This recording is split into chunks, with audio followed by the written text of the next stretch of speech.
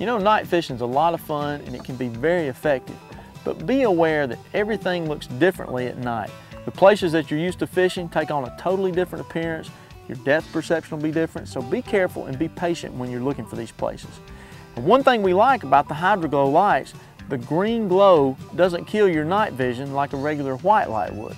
So not only is it an effective tool for catching fish, it can be an added safety factor as well. Now what happened that time, and you get a lot of bites doing this. Just took my herring and dropped it. We saw some fish on the graph, and I dropped the herring right to the bottom. Well, that's a nice fish. Whoa. Basically spoon fed it to him. And I just held the rod. Now remember, if you're holding the rod, I picked it up, saw the fish on the graph, picked it up, dropped the herring in the bottom, I felt the fish bite it. And it's real easy on that first bite. You want to set the hook, but you want to do it just like if you had the rod in the rod holder. You want to kind of feed it to him, let him tighten you up real good, and then he'll have it. Well, he is really tugging. Whoa.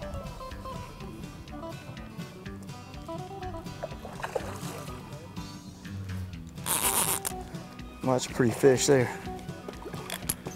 I see why he was tugging now. He's got some weight on him.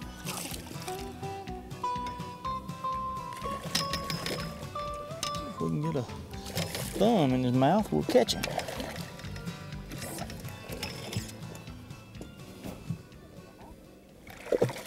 There we go, now he's caught. Good looking fish. Now this one's got it all. Instead of trying to go in there and gouge that hook out or do surgery, believe me, you're better off just cut the line. Just leave it where I can cut it. There, we're just gonna turn him loose. Nice looking fish.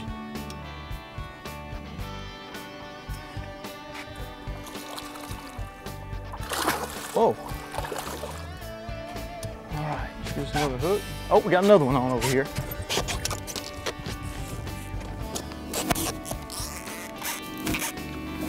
Woo, look at him go. You know, sooner or later this is gonna happen to you. You're gonna be out here and you're gonna get doubles and you're by yourself, or maybe you got your buddy with you and you get trips on. And you got the rod in the rod holder and you saw what happened here. That fish hooked it and he was on there. Just don't worry about it. Leave him in the rod holder. Whoa, man. And the fish will stay hooked up. Leave your drag set just like you were gonna fight the fish. Good gracious. Woo! I don't know where he's going, but it's not where I am. We're walking right around this trolling motor. Oh! Man. Look at him go.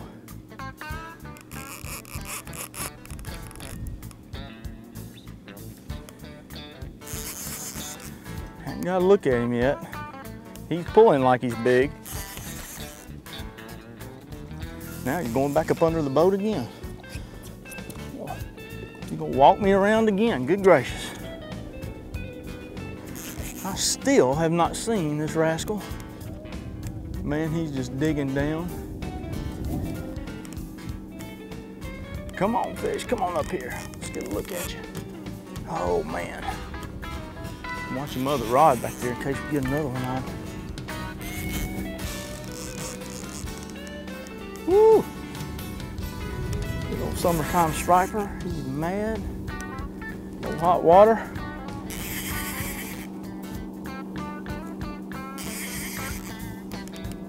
I don't know how much line that fish got off my reel. I was down about 30 feet. Still haven't seen him. Every time I get to the point, there's the sinker. Oh yeah, he's a pretty one. Big, heavy fish. Oh yeah.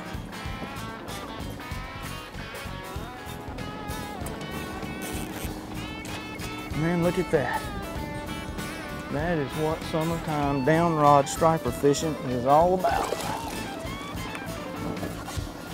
That's a striped bass. Well, he was barely hooked. Hook's right there and they're barely hooked. That's why you always want to keep good pressure on them. Look at that. Beautiful, beautiful striper. That's worth missing a little sleepover. All right, I'm gonna get him back in there. We're gonna let him go. He's all for that. Sometimes I'm gonna show you this. If you get one that won't swim off, you grab him by the tail like this. I don't know what it does. Just kind of squeeze his tail. There he goes. And it's important that we release them, get them back down in that cool water. Water here on top's in the 80s. It's very oxygen poor. Now we know we have some mortality in the summer, but the sooner you get him back down there and let him get in that cool water, the better his odds of surviving are.